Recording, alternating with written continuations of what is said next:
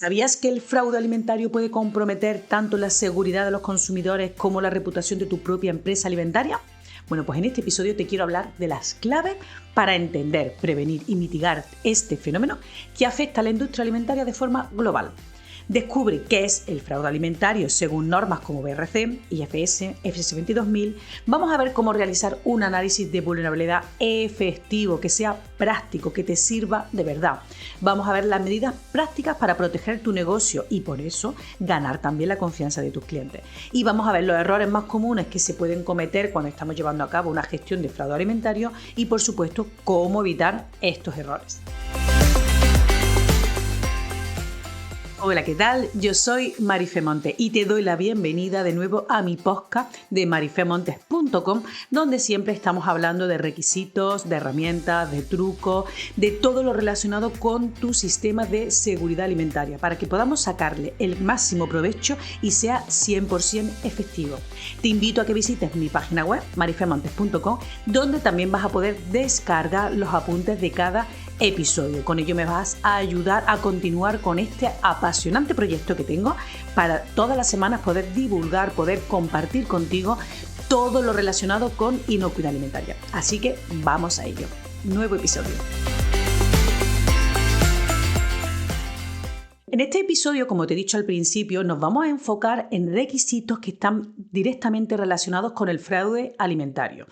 Y me voy a enfocar en requisitos como son los de la norma BRC, IFS y FSS 22000. El objetivo principal de disponer de un sistema de fraude alimentario es para garantizar que hemos evaluado todas las materias primas que estamos recibiendo en nuestra industria alimentaria, hemos analizado cuál sería la cadena de suministro para buscar los puntos vulnerables, las actividades que pueden conllevarnos a sufrir un fraude alimentario, como puede ser una dilución, una sustitución de un ingrediente, una falsificación de propios ingredientes. Vamos a ver que también tenemos que disponer de controles apropiados para que podamos minimizar este riesgo de comprar materias primas que sean fraudulentas o que estén adulteradas y que van a afectar, por supuesto, a la calidad y a la inocuidad de nuestros alimentos. Y bueno, pues también vamos a ver que a través de este plan de gestión de seguridad alimentaria relativo al fraude, podemos tener también un control mucho más exhaustivo de todas estas declaraciones que están relacionadas con las materias primas que se utilizan, bueno, pues para darle un valor añadido. Y con ello, bueno, pues vamos a garantizar que todo este tipo de declaraciones, de claim que se están haciendo a lo largo de la cadena de suministro, bueno, pues están perfectamente controlados. Si nos vamos a la definición que tanto en BRC, IFS o FSS 22000 encontramos en las propias normas con respecto al fraude, vemos que realmente estas definiciones son muy similares. Pero bueno, tiene ciertas diferencias entre una y otra norma que ahora te lo voy a leer, ¿no? En el caso de BRC, en su versión actual, versión 9, nos define que un acto fraudulento es aquel que se define como una sustitución, una dilución, una adicción fraudulenta e intencional a un producto, a una materia prima, o a una declaración fraudulenta de un producto o de un material con el propósito, con el objetivo de tener un rédito financiero, aumentando el valor aparente de este producto o reduciendo su coste. En el caso de IFS, se trata de un acto deliberado, es un acto intencional de sustitución, adición, falsificación o mala interpretación de los alimentos, materias primas o envases, también sobre el etiquetado, sobre la información del producto o declaraciones falsas o confusas que se hacen sobre el propio producto para obtener un beneficio económico. Y luego, a nivel de FSS 22000, pues encontramos prácticamente lo mismo. Nos dice que el fraude alimentario es un término colectivo que abarca la sustitución, la adición, la adulteración, falsificación de alimentos, ya sean alimentos, ingredientes, incluso también nos habla de alimentos para animales o materiales de envasado, alimentos para animales etiquetados, producto de la información que tenga sobre el propio producto y la declaración. Y igualmente siempre nos acaba la coletilla de para obtener ganancia económica. Es decir, que un acto fraudulento se diferencia con un sabotaje en el caso de que el acto fraudulento siempre tiene el propósito de un beneficio económico. ¿Qué ocurre? Que al final sí también es verdad que a través de este acto fraudulento podemos afectar negativamente a la inocuidad del alimento.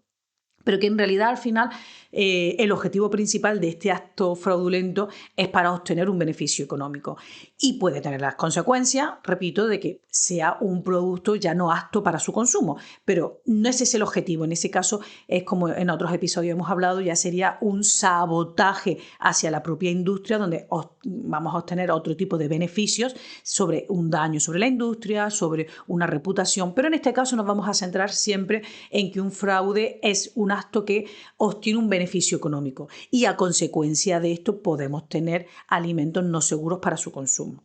A mí también me gusta introducir en este caso, porque vamos a ir hablando a continuación de otros términos que me gusta también definirlos, porque ¿qué serían las medidas para mitigar el fraude alimentario? Bueno, pues todas estas medidas son los controles que nosotros vamos a implantar para reducir la vulnerabilidad frente al fraude. ¿Y qué sería vulnerabilidad? ¿Vale? Esta palabra a veces tan complicada de decir toda de tirón. Bueno, pues sería la susceptibilidad o la exposición que tenemos al riesgo de que nos afecte, ¿vale? El adquirir un producto. Nosotros podemos ser más o menos vulnerables, dependiendo de la materia prima que nos estén suministrando, a recibirla de manera fraudulenta. Nosotros como industria alimentaria tenemos que implantar una serie de medidas para mitigar ese fraude, para que esa vulnerabilidad se reduzca al mínimo posible.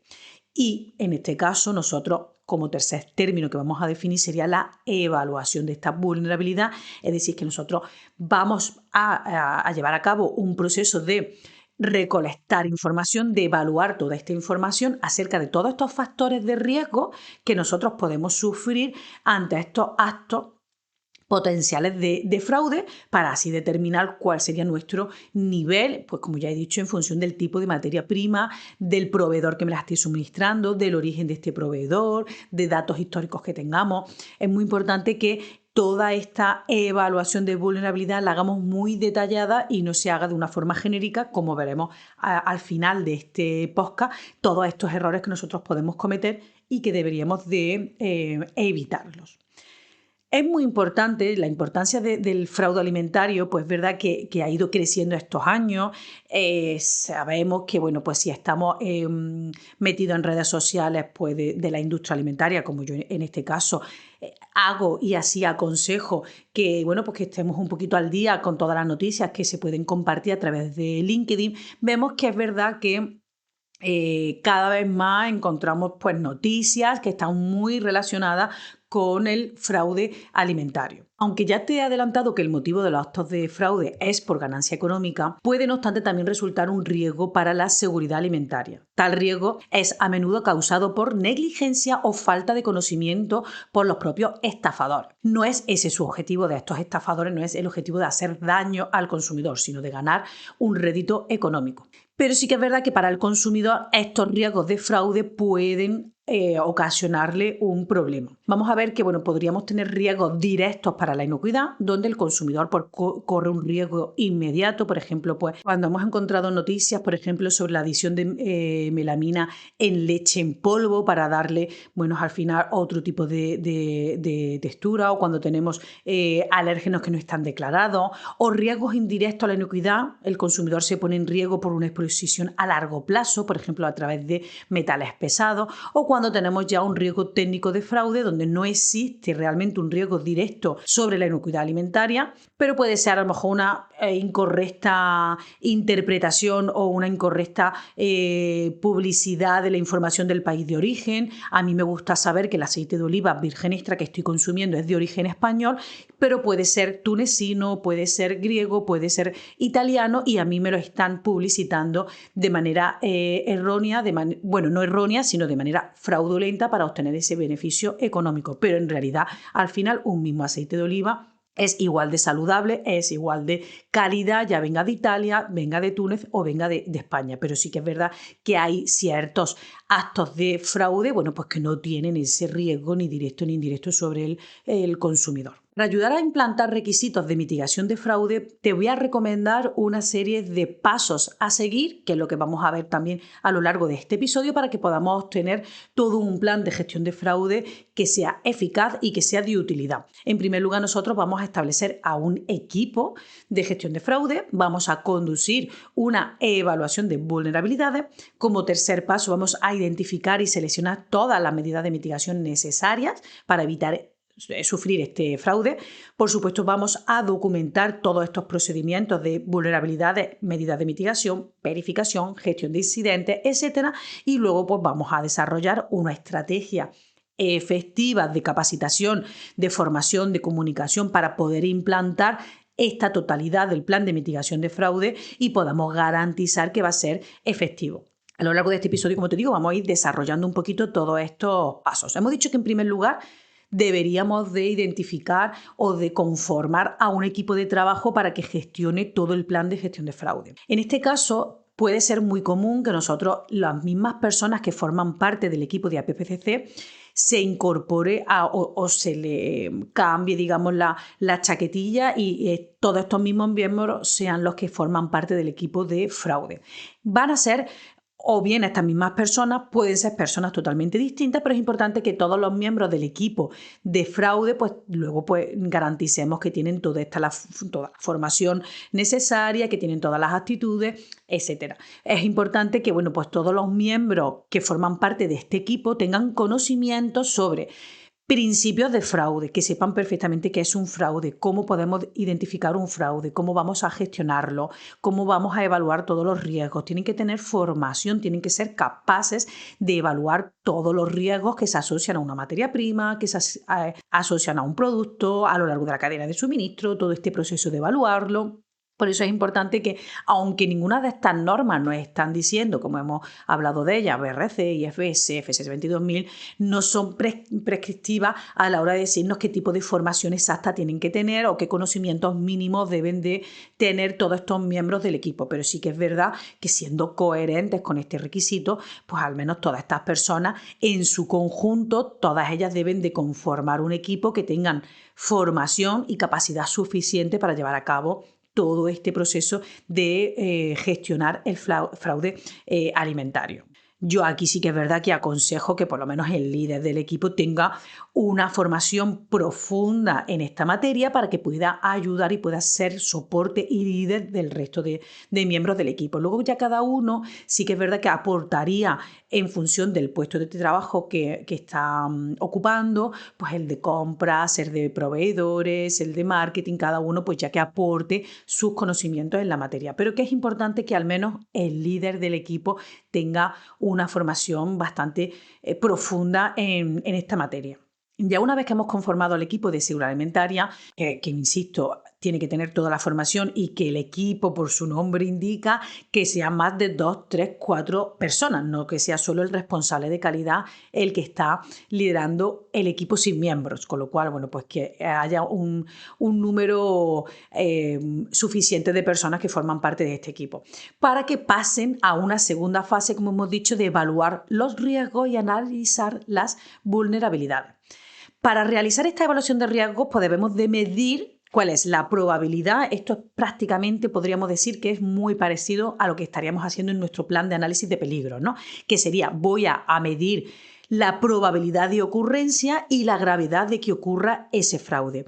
Y aquí nosotros nos vamos a centrar en dos aspectos, porque hemos dicho que el fraude tiene siempre una ganancia económica y puede tener una repercusión en seguridad alimentaria, con lo cual acuérdate en este caso que esa gravedad la vamos a mirar desde los dos prismas. Puede ser que no sea grave para la salud del consumidor, pero sí para la reputación de nuestra empresa, sí para el rendimiento económico de nuestra empresa, con lo cual vamos a evaluar esa gravedad en todos estos aspectos, que no tenemos el mismo prisma de visión, o lo miramos de la misma manera cuando estamos hablando en nuestro plan de análisis de peligro. En este caso, aquí céntrate en todos estos prismas que afectan a la empresa y que afectan al consumidor de manera directa o indirecta. Cuando nosotros estamos haciendo esta vulnerabilidad, estamos evaluando esta vulnerabilidad, lo que estamos es buscando todas esas posibles debilidades que nosotros podemos detectar a lo largo de la cadena de suministro para que podamos prevenir este fraude. Por ejemplo, evitar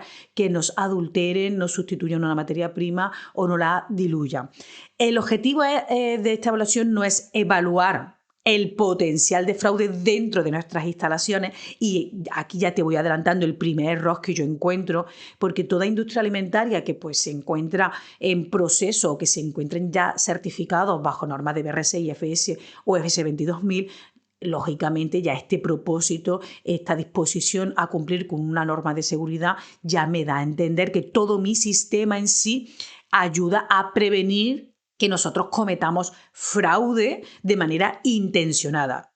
Porque al final el fraude siempre es un acto intencionado, con un fin, pero siempre es un acto intencionado. Todos aquellos peligros que pueden aparecer con determinadas probabilidades que tienen su gravedad y ese nivel de riesgo, como hemos dicho, que son ya no intencionados, pues ya están gestionados por tu análisis de peligros, por tu plan de APPSS. En este caso, cuando estamos hablando de fraude, nosotros vamos a evaluar todos estos potenciales peligros de fraude que nos vienen desde fuera. Es por eso que nosotros vamos a evaluar o vamos a determinar todos estos actos de sabotaje en función del tipo de materia prima que estamos comprando y del proveedor. La información típica, digamos que independientemente de la metodología que optemos para evaluar la vulnerabilidad frente al fraude, pues sí que es verdad que hay ciertas partidas de información o información típica que nosotros podemos evaluar, como sería cualquier problema emergente o información que ya tengamos en los mercados. Es decir, cuando nosotros estamos evaluando el fraude, tenemos que ver qué ocurre en los mercados afines a nuestro sector, qué ocurre en los mercados sobre las materias primas que nosotros estamos adquiriendo o estamos necesitando. Es decir, que nosotros tenemos que hacer una investigación de lo que ya está ocurriendo realmente en el mercado. Vamos a evaluar históricamente qué ocurre con esa materia prima, con ese ingrediente, con ese packaging que nosotros estamos comprando, o incluso vamos a evaluar también al propio proveedor si hay noticias en el sector pues que hayan sido con alguna denuncia, algún indicio de que este proveedor quizás no sea lo confiable que nosotros estábamos esperando. Un punto que también nosotros podemos evaluar es a través del coste o el valor del material. Tiene que hacernos sospechar sobre materias primas que tienen fluctuaciones de precio muy grandes, dependiendo también a veces del precio, porque ya sé que en este momento nosotros estamos sufriendo unas variaciones de precio muy importantes en el sector del aceite de oliva virgen extra, y no por eso es un indicio de fraude. Pero sí que es verdad que nos pueden saltar alarmas cuando encontramos aceite. En este caso, imagínate un aceite de oliva virgen extra en un supermercado a mitad de precio, o nos lo está suministrando un proveedor a mitad de precio de lo que ahora mismo estaríamos encontrándolo en el mercado. Nos podría saltar la alarma de decir, este aceite que me lo quieren vender a mitad de precio quizás no es totalmente auténtico, con lo cual, bueno, pues son aspectos información típica que nosotros tenemos que evaluar. También la disponibilidad, ¿vale? Que tengamos, por ejemplo, siempre se dice, ¿no?, que se vende mucho más azafrán del que se puede tener en un mercado, o hay ciertas especias que es imposible que haya tal cantidad en el mercado, y es porque quizás pues encontramos también como un mercado negro en el que hay especias que están adulteradas. También nos puede hacer pensar que, bueno, pues cuando tenemos materias primas donde su control analítico para identificar adulteración es muy complejo, pues ahí realmente estas empresas fraudulentas pues, ven un filón, ven una oportunidad para trabajar ese fraude. Países de origen, lamentablemente, pues ya también sabemos que hay determinados países en los que tienen una reputación un poco deteriorada con respecto a otros en materia de fraude alimentario. También nos puede hacer pensar el tema de la longitud, complejidad o el tipo de la cadena de suministro. Cuanto más larga sea la cadena, más oportunidades vais teniendo los proveedores a lo largo de esa cadena de, bueno, pues adulterar, manipular o, bueno, pues intentar colar ese fraude a lo largo de la cadena de suministro. Cuanto más corta sea, pues más acotado tenemos el riesgo. todos los controles que tengamos a lo largo de la cadena de suministro, un proveedor que ya se encuentra certificado en la norma, pues ya tenemos cierta confiabilidad con él. En fin, todo esto son aspectos que bueno, pues te tienen que ayudar a evaluar el fraude. Como digo, ninguna de las normas de seguridad alimentaria nos determinan qué metodología usar. No te dicen cuáles son todos los aspectos que tienes que evaluar. Sí es verdad que estas normas de referencia publican ellas mismas, tienen publicaciones que realizan publicaciones sobre guías de trabajo. En este caso, este podcast está enfocado o está, digamos, fusionando pues estas guías de trabajo que tenemos de BRC, de IFS o de FSS 22000. Yo la he querido fusionar, he sacado mi propia guía para poder tener este plan de gestión de fraude alimentario y es el que te estoy exponiendo en este episodio. Con ello quiero también recordarte que si te descargas los apuntes de este episodio, todo lo que estamos hablando en él, pues lo vas a encontrar perfectamente redactado, estructurado, para que te ayude a tener el guión de cómo llevar a cabo tu plan de gestión de fraude. Con lo cual, bueno, pues si vas a marifemontes.com podrás descargarte los apuntes y nuevamente, bueno, pues te digo que de esta manera a un precio muy bajo vas a tener una guía de un alto valor y con ello, pues, por supuesto, te lo agradezco porque me estará ayudando a continuar con el proyecto de mi podcast. Bueno, yo continúo. Entonces, ya te he dicho, bueno, pues que tenemos una serie de aspectos que deberíamos de evaluar para determinar cómo de fraudulento o qué nivel de riesgo tendría nuestra materia prima. Nosotros, una vez que estamos ya determinando cuáles son los criterios, yo te he dado ya una serie de criterios ejemplos, no todos tienes que tenerlos en cuenta, por supuesto, si los tienes todos en cuenta, pues tu análisis de vulnerabilidad será muchísimo más completo. Es importante que cuando estemos estructurando nuestro procedimiento determines cuáles van a ser los criterios y tú ya digas, bueno, pues en función de estos criterios, probabilidades de ocurrencia, gravedad, voy a obtener un riesgo y que también clasifique mi nivel de riesgo. Podemos clasificarlo en riesgo muy alto, riesgo alto, bajo, insignificante. Yo aquí te aconsejo que quizás no tenga muchísimos escalones, porque si no va a ser un poco más complejo a la hora de determinar en qué escalón de riesgo estamos, incluso el poder discernir qué actividades o qué planes de mitigación implantaría en función del riesgo. Yo te diría pues que con 3 niveles, riesgo alto, medio y bajo, pues sería más que suficiente y estaríamos trabajando de una forma un poquito más práctica y también cómoda, porque el objetivo también es que todos nuestros procedimientos que gestionan nuestro sistema de seguridad alimentaria pues sea práctico, sea cómodo y sea ágil de trabajar. Son muchísimos los requisitos que una industria alimentaria tiene que cumplir y si ya de por sí nosotros lo que hacemos es que cada uno de ellos sea todavía más complejo, bueno, pues no estamos diciéndolo pues coloquialmente, nos estamos echando mucha tierra muchas piedras en nuestro tejado, con lo cual, bueno, clasifica tu nivel de riesgo para que luego en función de ese nivel de riesgo determines cuáles serían las medidas a implantar para mitigar el nivel de riesgo. De los criterios que nosotros hemos ido hablando, que serían importantes a tener en cuenta para poder evaluar la vulnerabilidad frente al fraude, hay criterios que están enfocados a materias primas y hay criterios que están enfocados al propio proveedor. De esta manera lo que te quiero decir es que cuando estemos evaluando, pues lógicamente vamos a tener una misma materia prima que nos la pueden suministrar 2 proveedores distintos, con lo cual el cómputo total de fraude o de riesgo de fraude para esa materia prima puede ser distinto, ya que tendríamos 2 proveedores diferentes. O ocurriría pues que un mismo proveedor que me suministran distintas materias primas, podemos tener distinto nivel de fraude en función de la materia prima que cada proveedor nos esté suministrando. Es por eso que es muy importante que cuando realicemos el análisis de vulnerabilidades desglosemos bien por materias primas y por proveedores. Porque ya vemos que son criterios que cada uno me ayudan a determinar ese nivel de riesgo, bien por materia prima o bien por proveedor. Ahora, de estos criterios que te he nombrado anteriormente, te quiero desglosar un poquito, te quiero explicar algunos con un poquito más de detalle para ayudarte a entender mejor todos estos criterios. Hemos hablado de que sería importante hacer una revisión del histórico o del historial que tenemos de fraude para cada materia prima o proveedor. En este punto lo que nosotros tenemos es que recopilar toda esa información de esos posibles fraudes. Aquí, pues ya sabemos que hay distintas páginas web que nos pueden ayudar a través de estas redes sociales, como hemos dicho, de LinkedIn o a través de noticias. Nosotros podemos ver si a lo largo del año efectivamente pues, se han dado casos para este tipo de materias primas o para el propio proveedor en el que bueno, pues, no está incrementando esa vulnerabilidad o esa sospecha frente al fraude. Otro criterio que podemos considerar serían las condiciones geopolíticas o las condiciones económicas. En este caso, lo que nosotros tenemos que considerar es el origen de estas materias primas o de estos productos.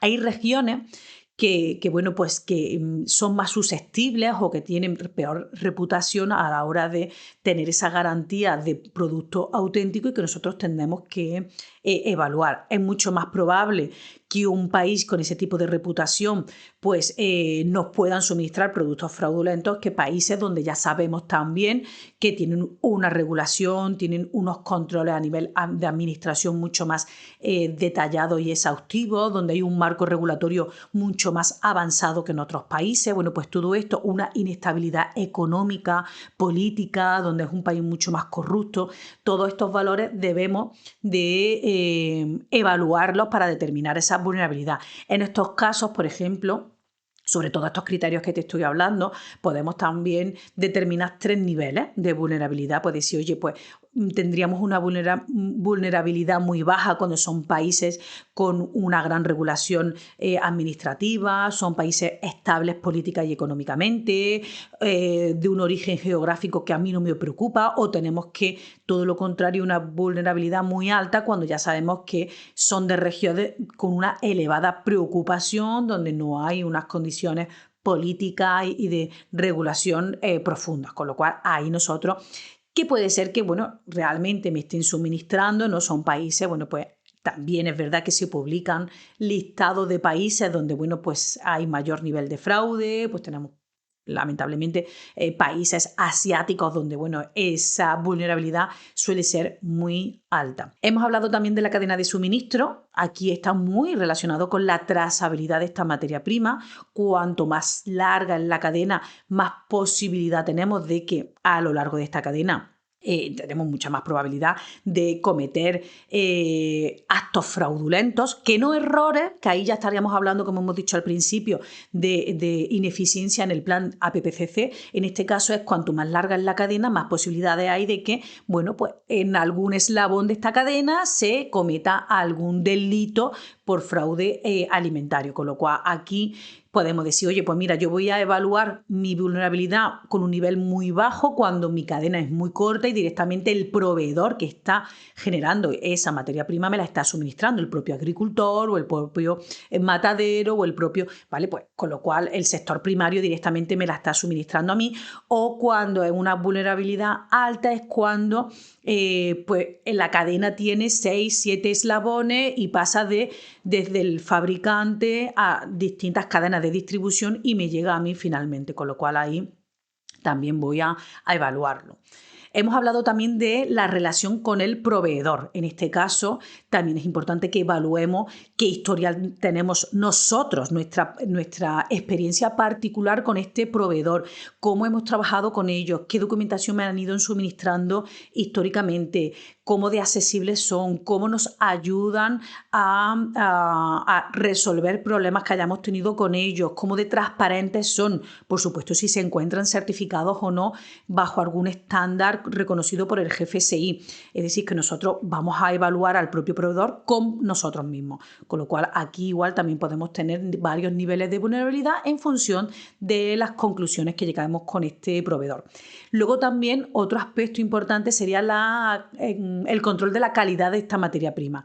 ¿Qué tenemos que analizarla esta materia prima? ¿Cómo de fácil es esta analítica que nosotros tendríamos a la materia prima? ¿Cuál sería el nivel de poder detectar que esta materia prima ha sido manipulada fraudulentamente? Y aquí pues también estableceremos unos escalones de vulnerabilidad. Por ejemplo, podemos decir que tiene una vulnerabilidad muy baja cuando esta materia prima la tenemos perfectamente homologada, tenemos analíticas rápidas, sencillas que podemos hacer de esta materia prima para determinar que es auténtica, no ha sido manipulada, etcétera. O todo lo contrario, cuando vemos que es una materia prima muy compleja de analizar, cuando tiene una naturaleza muy compleja y no disponemos de certificados de análisis, que lo relaciono con el siguiente criterio, que sería la propia naturaleza de la materia prima. Lo mismo no sería evaluar una materia prima que nos viene a granel, en estado líquido, con un color, con una textura, con una complejos en los que no podemos determinar si ha sido adulterada, pues si se le ha adicionado, por ejemplo, agua directamente para diluir este producto, o nosotros estamos obteniendo un producto que es sólido, como puede ser una manzana o como puede ser una aceituna, en la que visualmente ya vemos que viene auténtica porque es un producto agrícola auténtico, con lo cual aquí nosotros también podemos evaluar en función de cómo nos suministran esta materia prima, la naturaleza de la propia materia prima, cómo de fácil puede ser incluso a nivel visual determinar si ha sido o no adulterada. Y luego, esto serían las probabilidades de ocurrencia, iríamos a la gravedad, porque igual que hemos hablado de que, el producto que es adulterado puede tener unas consecuencias en seguridad alimentaria, pues dentro de esas consecuencias en seguridad alimentaria nosotros podemos determinar cómo de graves serían esas consecuencias. Aquí es verdad que se asemeja mucho a nuestro plan de análisis de peligro. Puede ser una gravedad muy baja, por ejemplo, que una leche que me están suministrando venga adulterada porque venga adicionada con agua, donde, bueno, pues están incrementando así, digamos, el volumen, la cantidad total, pero que la adición en agua no tiene mayor problema para la salud, si a lo mejor para nuestros procesos tecnológicos, porque estamos disminuyendo la cantidad de grasa, pero bueno, sí que es verdad que para la salud no, con lo cual evaluaremos los riesgos que tendría, ¿vale? Aquí insisto en que tenemos que tener una visión muy amplia porque tendremos que evaluar la gravedad que tiene, tanto a nivel de seguridad alimentaria como también de nuestro proceso tecnológico o de nuestras propias instalaciones, reputación,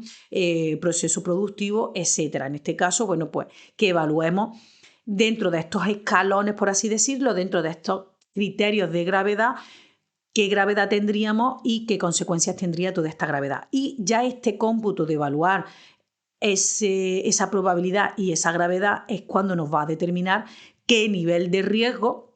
Y aquí déjame que te haga un inciso muy importante, porque para una misma materia prima nosotros podemos tener distintos actos de fraude, que cada uno de ellos pueden tener con su nombre y su apellido consecuencias muy distintas. Y poniéndolo como ejemplo, hemos dicho de adicionar agua a una leche. Puede tener una gravedad mínima a nivel de inocuidad alimentaria, pero una gravedad alta a la hora del proceso tecnológico porque viene con un porcentaje de grasa o de proteína muy bajo o inferior a lo que viene establecido en documentos. Con lo cual, para cada uno de estos actos de fraude, pues que evaluemos cómo de grave es, qué consecuencias tendría y su nivel de riesgo en función de esa naturaleza de fraude. Hemos hablado, bueno, no lo hemos hablado, pero todos tenemos en mente el fraude aquel tan conocido que fue la existencia de carne de caballo en unas hamburguesas. No tiene mayor gravedad si ese fraude se trata a un error en el etiquetado donde no se identificó que la carne que contenía estas hamburguesas pues era también carne de caballo. A nadie le gusta estar comiéndose una carne que no sabe su origen. En este caso yo particularmente no me gustaría saber que me estoy comiendo una hamburguesa que supongo que es de ternera, pero le han incluido carne de caballo con un valor económico menor para ganar económicamente, en este caso, la hamburguesa. Es verdad que me están engañando, es un fraude y, bueno, pues tiene su nivel de riesgo. Pero distinto sería, oye, es que están adicionándole una carne de caballo donde no ha tenido controles sanitarios, veterinarios, y esa carne puede tener restos de antibióticos, puede estar microbiológicamente insegura, con lo cual ya no es solo que me están engañando, ¿vale? Ya no es solo que me están engañando porque no me dicen que estoy comiendo carne de caballo, sino que al final esta carne de caballo también puede afectar a nuestra salud. Y en este caso nosotros evaluaremos el nivel de riesgo tanto para un caso como para el otro. que afecta a la salud o afecta a la reputación de la empresa o afecta a nuestros niveles económicos, con lo cual que esto lo tengamos en cuenta, porque actuaremos en consecuencia con un plan de mitigación muy distinto. Y es aquí a donde ahora voy, ¿no? Porque una vez que ya hemos evaluado nuestro nivel de riesgo, vamos a establecer para aquellos peligros o para aquellos actos de fraude de mayor nivel de riesgo, que son mucho más vulnerables y tienen mayor gravedad, vamos a, bueno, pues establecer unas medidas para prevenir y para mitigar estos riesgos. ¿Estas medidas cuáles pueden ser? Desde solicitar certificados de análisis a nuestros proveedores, que nosotros hagamos pruebas sobre estas propias materias primas, que auditemos la cadena de suministro, que hagamos uso de una evidencia de cómo se está manipulando todo este producto, qué sellos de materias primas vamos a tener, qué verificaciones vamos a implantar para aprobar a estos proveedores, balance de masas también sobre los propios proveedores, cambios en la cadena de suministro. Si ya vemos que es imposible, pues cambiaríamos también la cadena de suministro. Aquí vale la pena señalar que los mejores controles son proactivos y continuos, ya que bueno, son los que tienen más probabilidades de prevenir un incidente o que ocurra este fraude. Por ejemplo, pruebas de producto, ¿vale? Es reactivo, es decir, yo estoy recibiendo una materia prima y la estoy analizando. Esto no me ayuda a evitar que ocurra en otras materias primas que no estoy analizando, sino solo sería reactivo a la propia materia prima o al propio lote que estoy analizando. Con ello, pues, ¿qué te quiero decir? Oye, pues vamos a implantar medidas que sean más activas, que sean más generales y que me ayuden a controlar al propio proveedor y no por cada una de esas materias primas que yo voy a ir recibiendo. También es verdad que, bueno, depende mucho de cuál sería cada una de las materias primas y de su nivel de riesgo. Y ya una vez que hemos analizado el nivel de vulnerabilidad y hemos establecido con todos estos ejemplos que yo te he dado cuáles serían las medidas que yo voy a implantar para poder detectar, para poder prevenir, para poder mitigar. Ahora ya todo esto, una vez que lo tengo montado, pues todas estas normas de seguridad alimentaria me dicen, revisa tu plan de vulnerabilidad, revisa tu plan de evaluar esta vulnerabilidad al menos una vez al año o siempre que ocurran cambios significativos. Y aquí es donde yo me quiero enfocar, porque lo de una vez al año ya sabemos que cada 12 meses tendríamos que evaluar si sigue vigente todo este análisis de vulnerabilidades que hemos realizado. Pero, ¿qué sería cuando tenemos un cambio significativo? Y aquí es donde encontramos el máximo error, que no es, y mira, y aquí ya te digo, ¿no? Como truco. Tú fíjate que cuando nosotros estamos haciendo una auditoría de certificación, siempre le estamos preguntando, yo como actúo, ¿no? Como auditora, pregunto al cliente que estoy auditando, oye, cuéntame qué cambios has tenido con respecto al año anterior, cuéntame si has tenido cambios, has tenido nuevos diseños, nuevos proveedores, has tenido...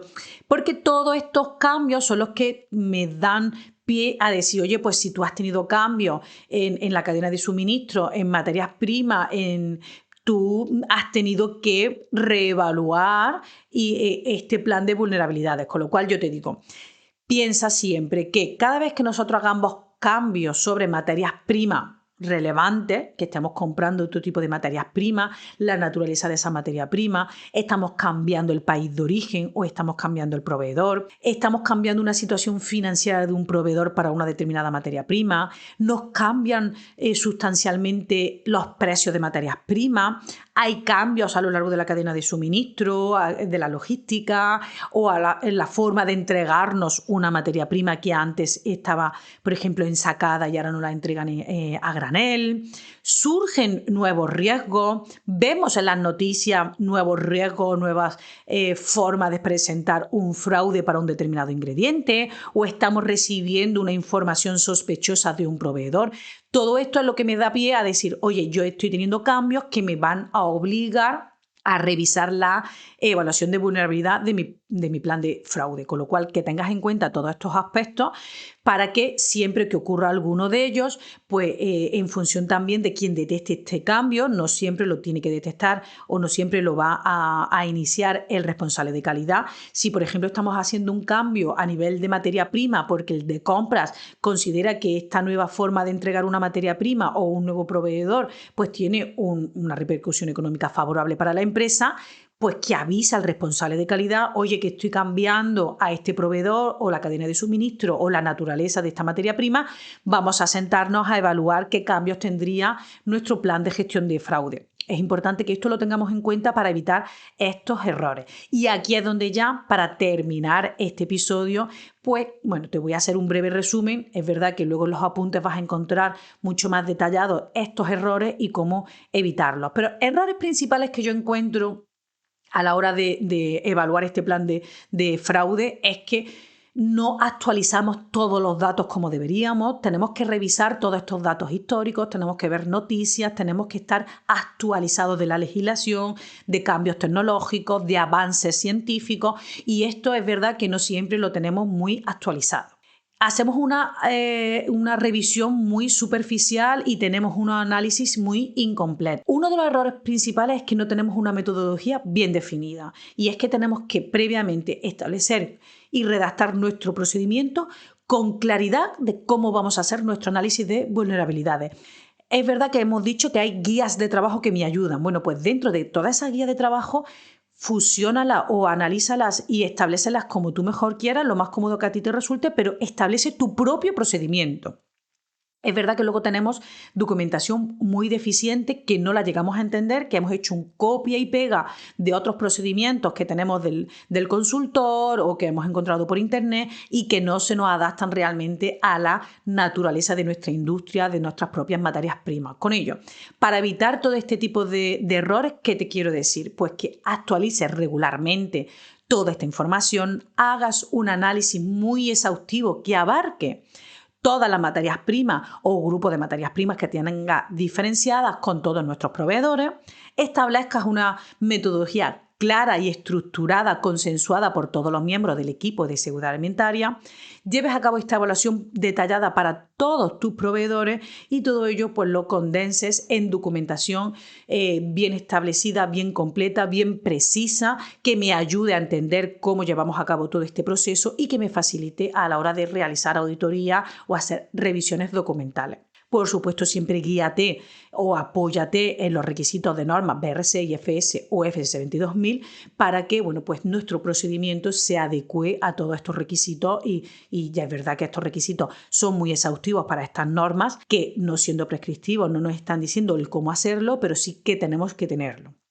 Bueno, yo espero ya que con este denso capítulo donde hemos tratado cómo llevar a cabo un plan de análisis de vulnerabilidad frente al fraude alimentario, pues dispongamos de esta herramienta clara y precisa para que podamos documentar, procedimentar cómo vamos a llevar a cabo nuestro plan de gestión de fraude. Espero pues haber sido lo suficientemente clara, te haya quedado cristalino cómo tenemos que llevarlo a cabo. Y ahora pues pedirte como siempre el favor, por supuesto agradecerte si has llegado a este punto y me has escuchado al completo el episodio, agradecértelo que hayas llegado aquí y pedirte como siempre, pues que te suscribas, recordarte que si te suscribes desde la plataforma donde habitualmente me estás escuchando, pues te llegarán puntualmente todos los episodios que yo vaya publicando. Puedes hacerlo también desde mi página web. Agradecerte si me dejas una reseña, porque de esta manera estas plataformas van a considerar relevante mi podcast y van a aconsejarlo a otras personas que quieran escuchar temas relacionados con los que yo estoy hablando. Y por supuesto, para que me apoyes en la continuidad de este proyecto tan apasionante donde vemos requisitos en seguridad alimentaria, pues ve a mi página web marifemontes.com, donde te puedes suscribir para poderte descargar los apuntes puntualmente cada semana o comprar a un módico precio el apunte concreto de cada uno de los episodios. Así que muchísimas gracias por haber llegado hasta aquí y nos escuchamos en el próximo episodio. ¡Chao!